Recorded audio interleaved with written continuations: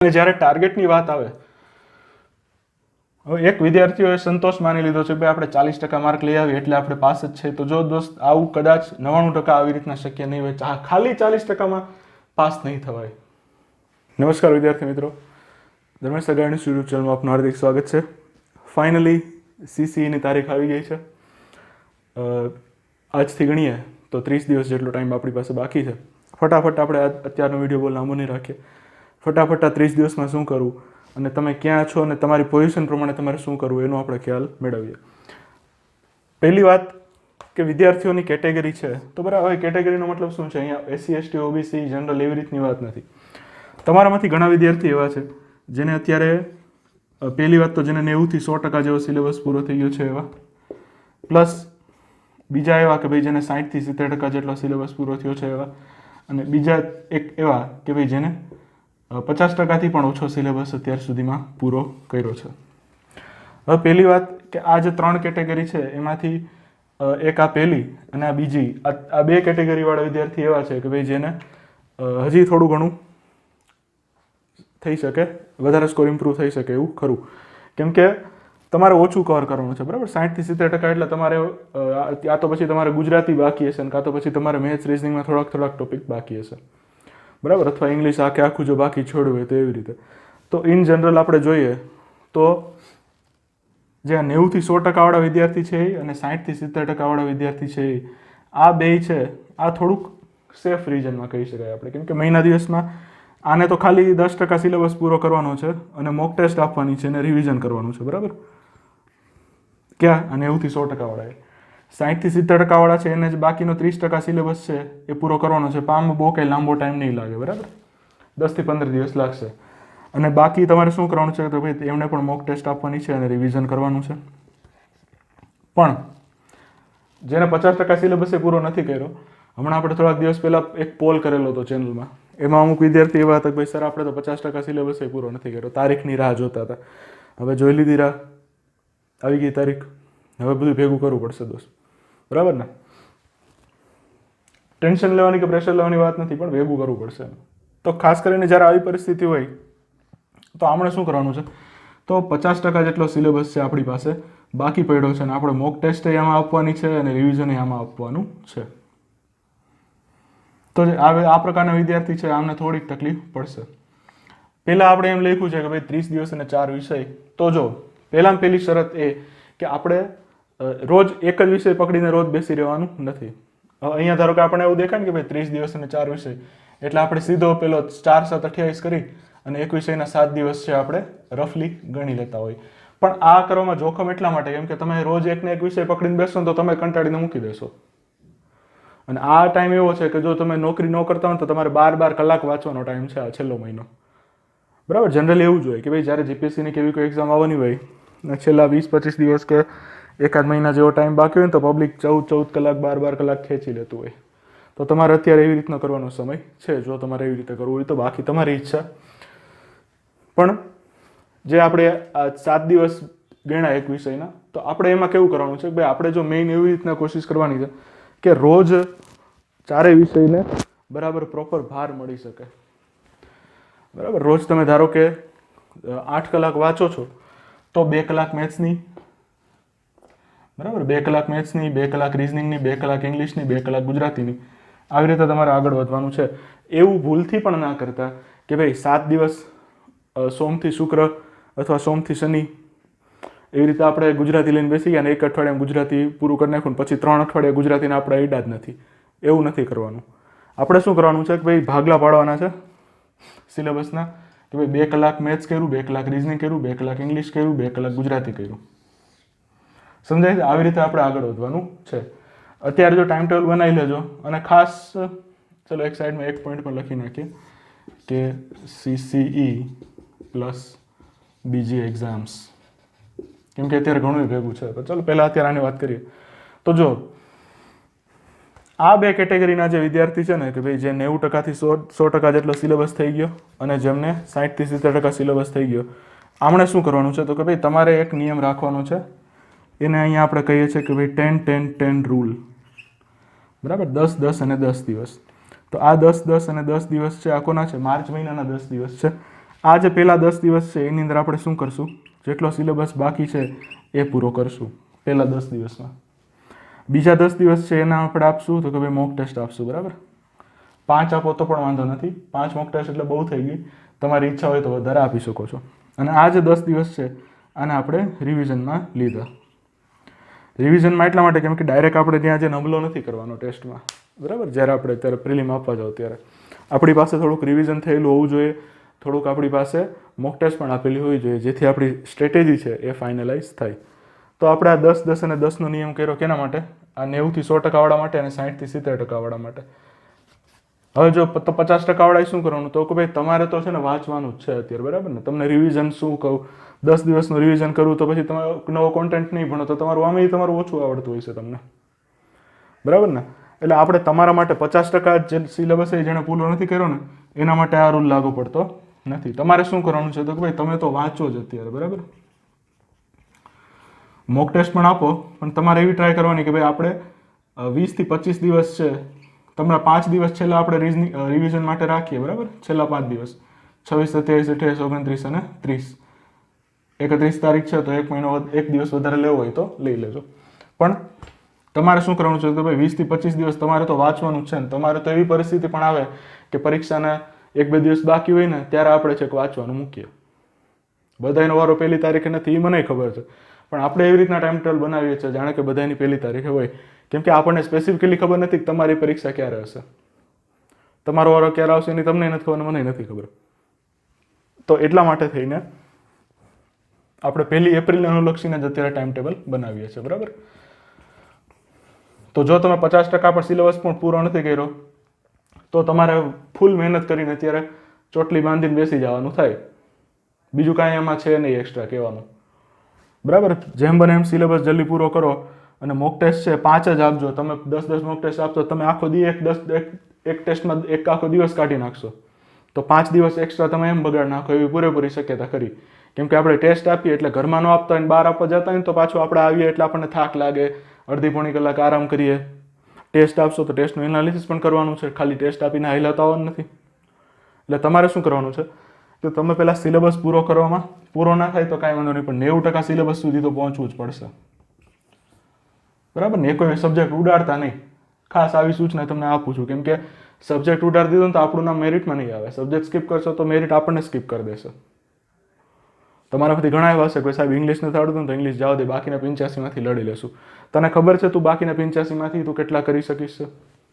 અને માનો કે 5 થી 10 સવાલ એવા આવી ગયા કે ભાઈ જે આપણને જરાય આવડ્યા નહીં. રીઝનિંગ છે ભાઈ, મેથ્સ છે, ક્યારેક ક્યારેક આડું ઉડું પૂછી લે. ગુજરાતીમાં ઘણી વાર તો આડું ઉડું પૂછી લે છે. તો ત્યારે શું કરશું? 85માંથી આવી જશું 70. ભાઈ સાહેબ આપણે તો 70 જ કર્યા. 70માંથી 60 આવી જશે એના ચાન્સ કેટલા છે? તો કે ભાઈ એ તો બહુ ઓછા છે. 80 થી 90% માર્ક લેવો ત્યારે તમારે 60 પહોંચે. તમે 70 માર્કનું અટેમ્પ્ટ કર્યું હોય ને તો થોડીક છે ને આવી રીતે તકલીફવાળું કામકાજ થાય. એના કરતાં સ્કીપ કાંઈ કરવાનું નથી, બરાબર. સ્કીપ એ કોઈ વસ્તુ કરવાની નથી. તો તમારે 30 દિવસ છે, 4 વિષય છે, રોજનું રોજ એક વિષય કરીને ન કાઢતા ભાગ પાડી નાખો દિવસના. 12 કલાક વાંચશો 3 ભાગ પાડો.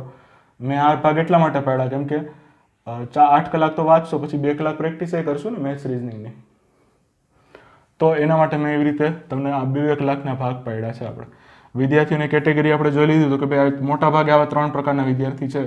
એમાંથી આ પ્રકારના અત્યારે વધારે મૂંઝાયેલા હશે. ભાઈ હવે આપણે ભાગવું ક્યાં, ભાગવું કઈ દિશામાં ભાગવું તો પડશે. હવે રેલો આવ્યો, બરાબર ને. 50% સિલેબસ એ પૂરો ના થયો હોય તો પછી આમાં સમજવાનું શું? ભાઈ તમે સિરિયસ હતા ક્યારેય? કે ખાલી પછી ફોર્મ ઘરે દેખાડવા માટે, બાપાને મમ્મીને દેખાડવા માટે થઈને આપણે ફોર્મ ભર્યું, કે કોઈ આસપાસ કોઈને બતાવવા માટે થઈને ફોર્મ ભર્યું? આપણે સિરિયસ તો ક્યારેય હતા જ નહીં ને. એનો મતલબ 50% સિલેબસ એ પૂરો નથી થયો. તો હવે ગંભીરતાથી કોઈ પણ જાતના પ્રેશર કે ટેન્શન લીધા વગર શાંતિથી સિલેબસ પૂરો કરવા તરફ ધ્યાન આપવું. અને જે આ 10-10-10નો નિયમ છે એમાં 10 સિલેબસના તો આપણને સમજાય છે, ચલો વાંધો નહીં.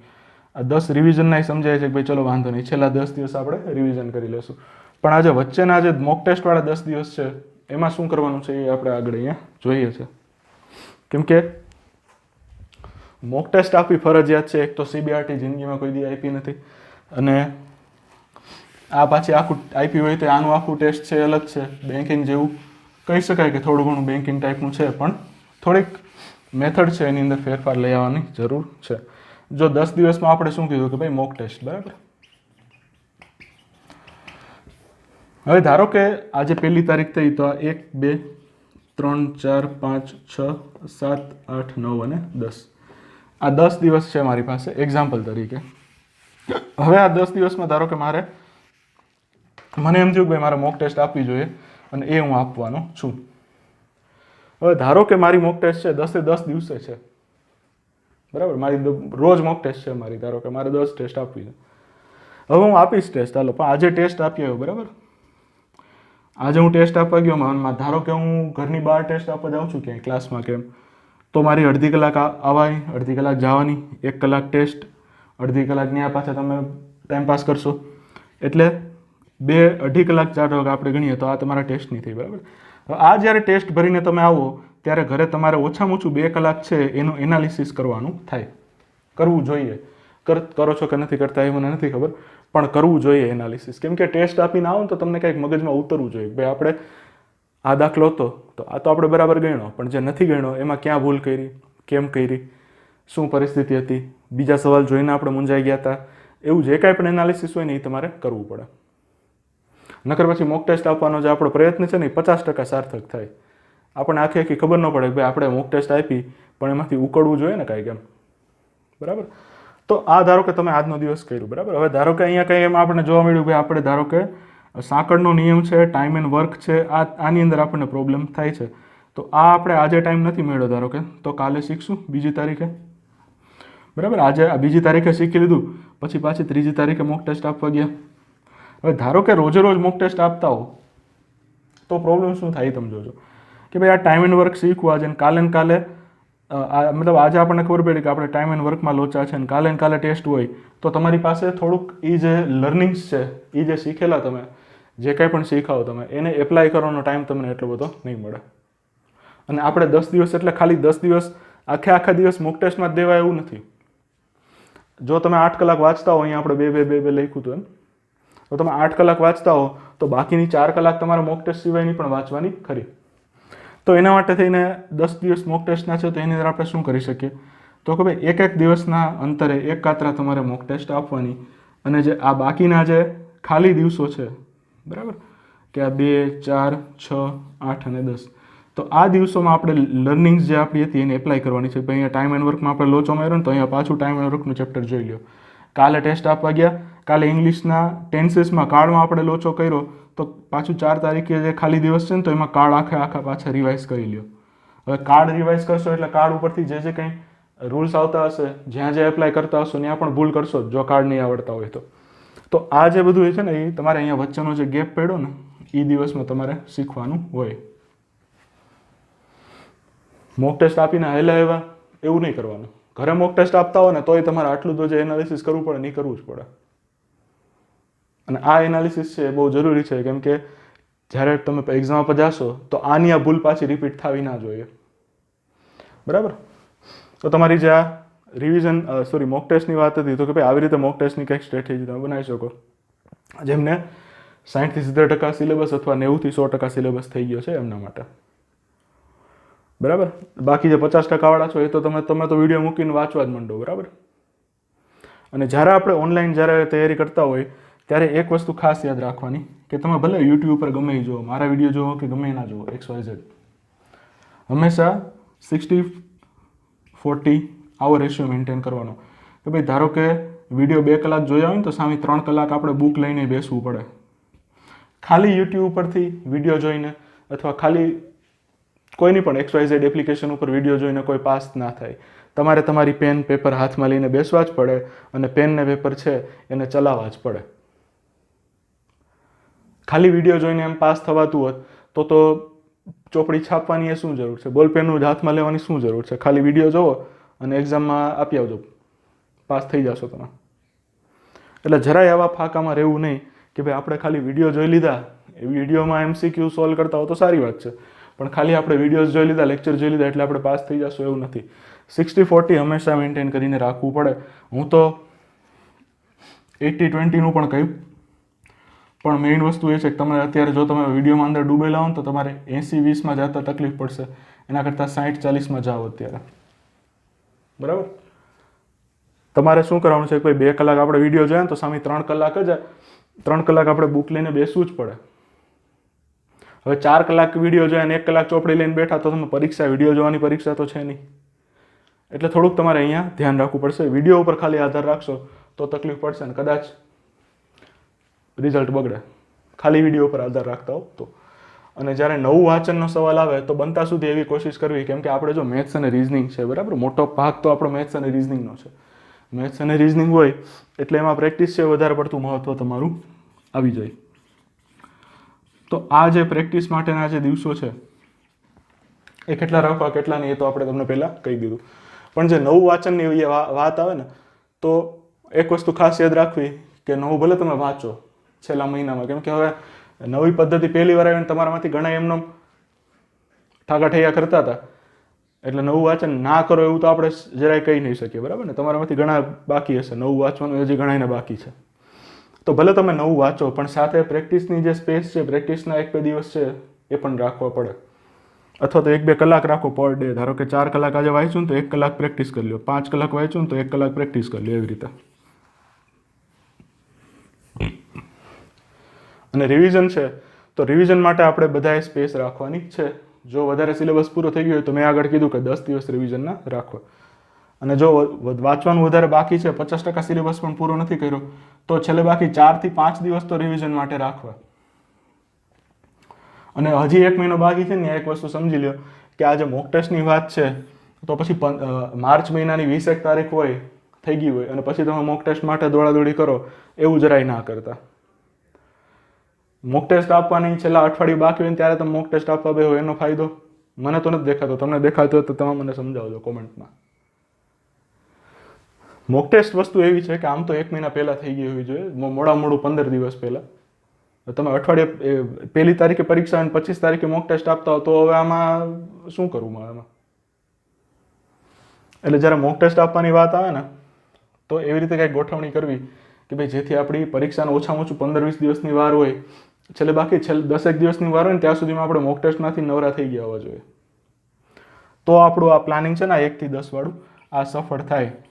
બાકી આના માટે જગ્યા જ ક્યાં મળશે? તમે પરીક્ષાના 5 દિવસ પહેલા ટેસ્ટ આપવા ગયા તો હવે આ મારે કઈ રીતે આખું પ્લાનિંગનું એપ્લાય કરવું? એટલે થોડુંક એવો પ્રોબ્લેમ થઈ શકે, બરાબર. તો આપણે જે મોક ટેસ્ટ છે એના માટે અને એના એનાલિસિસ માટે સ્પેસ રાખવી, એમાંથી જે કાંઈ પણ તમારે શીખવાનું છે એ તમારે તમારી પોતાની કેમ કે જો બધા મોક ટેસ્ટ આપશો તો બધાનું પરફોર્મન્સ અલગ અલગ હશે, બરાબર. એટલે જે મોક ટેસ્ટમાંથી શું શીખવાનું છે અને શું નથી શીખવાનું એના જે પેલા છે, બરાબર, એના જે શું કહે એને સ્ટાન્ડર્ડ છે એ પણ અલગ અલગ હશે. હવે જ્યારે ઝડપની એક તમે ઉપર પોઈન્ટ દેખાશે કે ભાઈ આપણે ઝડપ લખેલું છે, પછી આપણે ટાર્ગેટવાળા પોઈન્ટ ઉપર પણ આવીએ. તમારે જો પેપર આપવું હોય તો પહેલી વાત તો એ કે ઘણા વિદ્યાર્થી એવા હશે કે ભાઈ સાહેબ આપણે પેપર પૂરું થાય એવું લાગતું નથી, અથવા પેપર આપશો મોક ટેસ્ટ આપશો એકાદી એટલે તમને ખબર પડી જશે. પણ નવી પદ્ધતિ આવી છે અને થોડીક અઘરી છે, થોડુંક દેવામાં થોડુંક અઘરું પડે એવું છે, તો આ પરિસ્થિતિમાં મોક ટેસ્ટ વગર આપણે ક્યાંય જંપલાવાનું નથી. માટે મોક ટેસ્ટની આપણને ખાસ જરૂર પડશે જેથી આપણે ઝડપનો ટાર્ગેટ છે એ પૂરો કરી શકીએ. ઝડપ માટે આપણે આખો એક સ્પેશિયલ વિડીયો આની પહેલાં મૂકેલો છે, એ તમે જોઈ લેજો કે ભાઈ એક સવાલ માટે આપણી પાસે 36 સેકન્ડ નથી, આપણી પાસે અમુક વાતમાં તો આનાથી પણ ઓછો ટાઈમ છે. તો એવા ફાંકામાં રહેવું નહીં કે ભાઈ એક સવાલ છે 36 સેકન્ડ છે, ના ભાઈ કોઈક વાર 36 સેકન્ડ કરતાં ઓછો ટાઈમ મળશે. અને જો તમારે આ મોક ટેસ્ટ આપીને ઝડપ કેળવી હોય તો આપણી 5 મોક ટેસ્ટનું પેકેજ છે આપણે બહાર પાડેલું છે. તમે જો અત્યાર સુધી જોયું હોય તો આપણે 299 પ્રાઇસ રાખેલી હતી, પણ આપણે અઠવાડિયા માટે એક ઓફર બહાર પાડીએ છીએ કે ભાઈ એમાં તમને 5 મોક ટેસ્ટ પ્લસ એનાલિસિસ છે એ તમને આ જે એનાલિસિસના સેશનના વિડીયો છે એ તમને એપ્લિકેશનમાં જ મળી જશે અને એ તમને મળશે 199માં, બરાબર. 5 મોક ટેસ્ટ છે તમે ઘરે બેઠા આપી શકશો. આપણી એપ્લિકેશન છે ધર્મેશ્વર ગાઈડન્સ, એની ઉપરથી તમે આપી શકશો. પણ એક વસ્તુ ખાસ યાદ રાખજો કે ભાઈ કંજૂસી કરવામાં અને 200 રૂપિયા બચાવવામાં સીસીની ભરતી આપણી વેસ્ટ ન જાય એનું ધ્યાન રાખજો, બરાબર. પરીક્ષા પાસ થશો એટલે આનાથી વધારે આના કરતાં 100 ગણાથી પણ વધારે તમે પૈસા કમાઈ લેશો. પણ સીસીની ભરતી ગઈ, પ્રિલિમમાં ફેલ થયા, પછી જોજો શું કોન્સ્ટેબલમાં ન પછી તમારે ફાફા મારવાના થાય. એના કરતાં આ જે ભરતી આવી છે 5000 વેકેન્સી છે, સારી વેકેન્સીઓ છે. હેડ ક્લાસ સિનિયર ક્લાર્ક તમે જોઈ લેજો છેલ્લે ક્યારે આવી. 2021માં છેલ્લે સિનિયર ક્લાર્કની પરીક્ષા આપેલી હતી છોકરાઓએ. 2022 ગયું, 2023 ગયું, બરાબર. સિનિયર ક્લાર્કની હતી અડધા વર્ષે કે ઓગસ્ટ મહિનામાં કે એમ કંઈક હતી, એટલે 2.5-2.5 વર્ષ જેવું થઈ ગયું. પછી પરીક્ષા આવશે સિનિયર ક્લાર્ક માટે. અને એક વસ્તુ જે હું દર વખતે કહેતો હોઉં છું કે તમે માનો કે જુનિયર ક્લાર્ક તરીકે તમે સિસ્ટમમાં દાખલ થયા, તો તમારે જુનિયરમાંથી સિનિયર થતા અને સિનિયરમાંથી હેડ થતા કેટલા વર્ષ થઈ જાય એ જરાક કોકને પૂછી લેજો, જો અડવાશમાં લેવાતું હોય ને તો. અને જો તમે ટેસ્ટને અડવાશમાં લેતા હો ને તો આવી રીતે કોકને પૂછી લેજો ભાઈ કેવી રીતે થાય. અને જ્યારે ટાર્ગેટની વાત આવે, હવે એક વિદ્યાર્થીઓએ સંતોષ માની લીધો છે કે આપણે 40% માર્ક લઈ આવીએ એટલે આપણે પાસ જ છે. તો જો દોસ્ત આવું કદાચ 99% આવી રીતના શક્ય નહીં હોય, ખાલી 40%માં પાસ નહીં થવાય. તમારે જ્યારે તમે એક્ઝામ આપતો ને ત્યારે હંમેશા એવો ટાર્ગેટ રાખવાનો કે 60 થી 70%નો જે બ્રેકેટ છે એની અંદર આપણે આવવા જોઈએ. 60 થી 70% માર્ક્સ છે એટલા તો આપણા થવા જ જોઈએ ગમે એ એક્ઝામ હોય. સાવ 40% એ મને નથી લાગતું કે આની અંદર પાસ થઈ શકાય, બરાબર. આ મારો પર્સનલ ઓપિનિયન છે. તમારે માનવું હોય તો ભલે, ના માનવું હોય તો તમારી મરજી. તમારે 40-45 લઈ આવીને જોઈ લેજો તમે એન્ટર થાવ છો કે નથી થતા. પણ જ્યારે ટાર્ગેટની વાત આવે ત્યારે હું હંમેશા એમ કહું છું કે તમારે 60થી વધારે માર્ક્સ લઈ શકો એવી રીતની તમારે મહેનત કરવાની, એવી રીતનો ટાર્ગેટ રાખવાનો અને એવી જ રીતે રણનીતિ બનાવવાની. 60થી 70% માર્ક્સ છે આપણે હંમેશા હોવા જોઈએ, પણ હું તમને અહીંયા એમ કહું છું કે 60થી વધારે લઈ આવી શકો એવી રીતનું આપણી પાસે પ્રોપર નોલેજ હોવું જોઈએ, પ્રોપર સ્ટ્રેટેજી હોવી જોઈએ. અને એક પહેલી વાત તો ટાર્ગેટ હોવો જોઈએ. આડેધડ આપણે જંપ લાવવાનું જરાય નથી. પરીક્ષા છે ભાઈ, જુગાર નથી રમવાનો. તો આ તમને ટાર્ગેટનું જ્યારે આપણે કહીએ તો કે ભાઈ આ 60થી 70% જેટલો ટાર્ગેટ આપણો અચીવ થવો જોઈએ. આ થાય છે કે નથી થતો એ તમારે મોક ટેસ્ટ આપશો ને એટલે તમને ખબર પડી જશે. આપણું જે પેકેજ છે 199માં 5 ટેસ્ટ આપણે આપશું. હું જ સવાલ કાઢીશ અને હું જ સેશન લઈશ, બીજે ક્યાંય આપણે આપવાનું નથી. કેમ કે મેં જ્યારે હું કહેતો હોઉં મેં આટલી પરીક્ષા પાસ કરી છે તો આ જે એક્સપિરિયન્સ છે એની પરથી હું સવાલ અમુક કાઢીશ. ભલે તમને અઘરા લાગે તોય વાંધો નહીં. પ્રેક્ટિસમાં અઘરા ભલે લાગતા, મોક ટેસ્ટમાં ભલે અઘરા લાગતા, પરીક્ષામાં ના લાગવા જોઈએ એવી મારી ગણતરી છે. તો આ આપણે 30 દિવસમાં શું કરવાનું છે તો કે ભાઈ 30 દિવસમાં તમારી કેટેગરી પ્રમાણે તમારો કેટલો સિલેબસ પૂરો થયો છે એ પ્રમાણે તમારે આગળ વધવાનું છે. હિસાબ કરી લેજો, બરાબર. જિંદગીના ચોપડામાં સરવાળો માંડજો. કેમ કે સરવાળો નહીં કરેલો હોય ને આડેધડ જંપ લાવશો તો પછી પરિણામે આડેધડ આવે, બરાબર ને. આવી રીતે આ કંઈ જુગાર નથી રમતા આપણે. પ્રોપર આની અંદર ડિરેક્શનથી મહેનત કરો તો તમને ફળ મળે. બાકી પછી પ્રોબ્લેમ થાય ને ભરતી એક પછી એક આવી રાખે અને જાય રાખે. તો આજના વિડીયોમાં આપણે આટલું રાખીએ. વધારે તમારો ટાઈમ નથી બગાડો પરીક્ષાના ટાઈમે. શું કરવું શું નહીં એ આપણે અહીંયા કહી દીધું. હવે જો જરૂર લાગશે તો આપણે મળશું. બાકી આવા જે સ્ટ્રેટેજીના વિડીયોઝ છે એ આપણે હવે એક્ઝામ આવી જાય, બરાબર, એ ટાઈમે થોડાક ટાઈમ 1-2 જે વિડીયોઝ છે મગજમાં એ ત્યારે આપણે રાખી દઈશું. બાકી અત્યારે જે હવે તમારે હવે મારું કામ છે હું તમને ટેસ્ટ આપી દઉં એટલે ટેસ્ટ આપી દઉં એટલે તમારે ભરી લેવાની. બાકી હવે તમારું જે મહત્ત્વનું કામ છે એ તમારું છે. હવે અત્યાર સુધી જેટલી મહેનત નથી કરી એ મહેનત તમારે અહીંયા કરવાની છે. ભલે તમારે સિલેબસ થયો હોય કે ના થયો હોય, પણ હવે તમારે મહેનત કરવાની છે. 30 દિવસ છે. આ 30 દિવસમાં એટલી મહેનત કરો કે જે તમે અત્યાર સુધી ના કરી હોય અને તમને એવું ફળ મળશે, બરાબર. જેટલી તમારી મહેનત હશે એ પ્રમાણેનું ફળ તમને મળી જશે. તો આ વિડીયો આપણે અહીંયા જ એન્ડ કરીએ. કાંઈ પણ ક્વેરીઝ હોય તો કોમેન્ટ સેક્શનમાં પૂછી શકો છો. જો ટેસ્ટ તમને ફાવે તો તમે પરચેસ કરી શકો છો, ફાયદો થશે. અને કઈ રીતે આ જે પેપર છે આને કઈ રીતે મેનેજ કરવું, કઈ રીતે આમાંથી આગળ વધવું, બધું તમને શીખવાડીશ. પણ એના માટે તમારે મારી સાથે રહેવું પડશે. ઓકે, મળીએ નેક્સ્ટ લેક્ચરમાં. Thank you.